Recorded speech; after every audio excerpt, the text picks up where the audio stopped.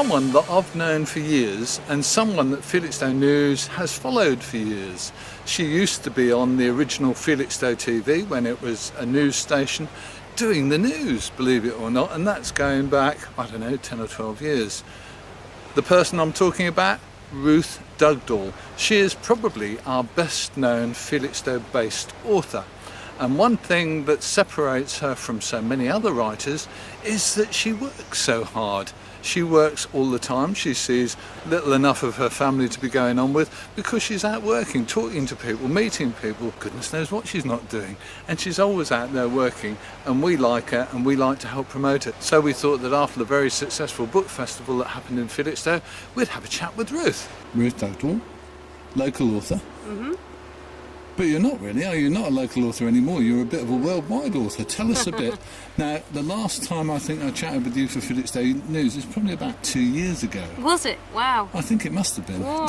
Tell me what's happening now in the world of Ruth Dugdall, nasty crime writer. Well, just this week I had copies of The Woman Before Me from America and India. Mm-hmm. It's really interesting to see what they do to them. You know, like with an Indian woman on the front for, you know, the Indian copy and the changes they've made for the American editions. So, yeah, the books are selling in other countries. I'm always sort of on the brink. I think this is the thing about being a writer. You're always on the brink of something else happening. So I always wait for my emails to come in, but yeah, it's lots of events. Most weekends there's a festival or a talk or a book club. Now you've sold a lot of books, haven't you? Yeah. Go on. Yeah. Tell us more. Oh, I don't know the final figure, but what I do know is last month The Woman Before Me sold on Kindle 10,000 copies. Really? Just on Kindle. So yeah, I really can't complain because, you know, I'm with a really small publisher with no marketing, you know, like £2.50 for marketing and stuff. You know, I've been really lucky. When we look at that kind of number, I mean, I've got a mental image of if you sell a book on Kindle, then the author gets Fulton's Halfpenny. Yeah. Is that the kind of scale? That's absolutely it. Yeah, I'm still... You don't earn much, but it's never... If you let that stop you, you just wouldn't write. You know, you just can't write for money. But, you know, it's trickling in. So how many books have you got currently on, listed? Because, in fact, all your books are still in print, in effect. So I've got 3 that are published and available. Right. The Woman Before Me, the James version, The Sacrificial Man. Then my latest, My Sister and Other Liars, is with my agent. It's been edited. So the next step is for that to go out to different publishers and to the publisher I'm with now, and just to see which is the best place for that to be. It's always struck me that you work incredibly hard to get books published and then you don't make much out of it. I think that's true. You can't do it for the money.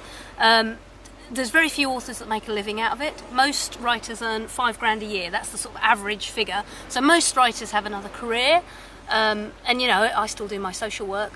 So yeah, you can't do it for money. It's not about the money, though. It's about you have to write. And once you've got a book published, if you want people to read it, you've got to get out there. It's no longer about the book, it's about you promoting the book. And I know a lot of writers who've got fantastic books, but they don't go out and meet people and do book clubs. And that's the only way I've done it. It hasn't been any marketing campaign. It's been me going anywhere, WIs, Rotaries. The times I've sung Jerusalem, I tell you. But you've got to do it, and actually it's good to do it, because if you're meeting someone who's read your book or who buys your book as a result, that's a gift.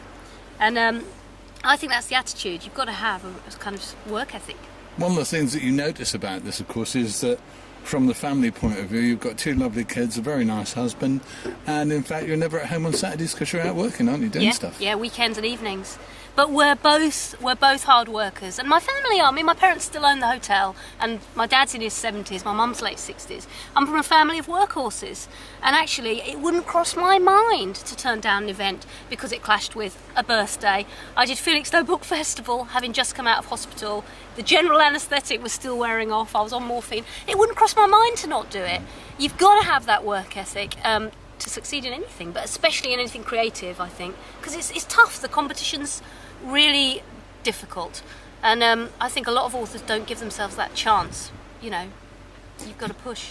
You did the book festival, which was pretty successful, I gather. What happened? Tell us a bit about it. Oh, it was brilliant. I mean, it was started by a local woman who just thought, why haven't we got a book festival? And she got Arts Council funding. I think there was about 40 authors involved. So there was about 3 different events at any one time: kids events, historical, fiction, and I wasn't even sure it could work, that Felixstowe was ready for it. And every event was sold out. People were turned away. It was just fantastic. And the standard, I mean, I was there for the whole festival. I saw all the events I could, and they were brilliant. They were brilliant. So I hope that's something we do every year now. We need to, you know. Other places have them, don't they? Why not Felixstowe? There's lots of kind of opportunities, aren't there? You look at things, and I've just been reading Inspector Banks' books. Oh, yeah. And I look at those, and I've read yours, and I think, well, they could do that. So what's next? I mean, do you ever get to talk to TV people? Do you get... Yeah, it's similar with the foreign rights. They deal with my publisher, and so there's we've got to conversation levels. We've got to, you know, board meetings. My publisher's been taken out for lunches, and then we haven't finally got there. But what I feel is that at some point it will happen, just because we've had so many people sniffing around, and. You know, if I continue to write, and obviously I hope my writing keeps getting better, then at some point you hope it will happen. And yeah, who knows? You know, I could go home to an email today to say that rights have been sold. I keep writing, I keep going to everything I'm invited to, and that's crucial. And, you know, being grateful to go. I mean, I was at the Jubilee Club this week, a retirement club.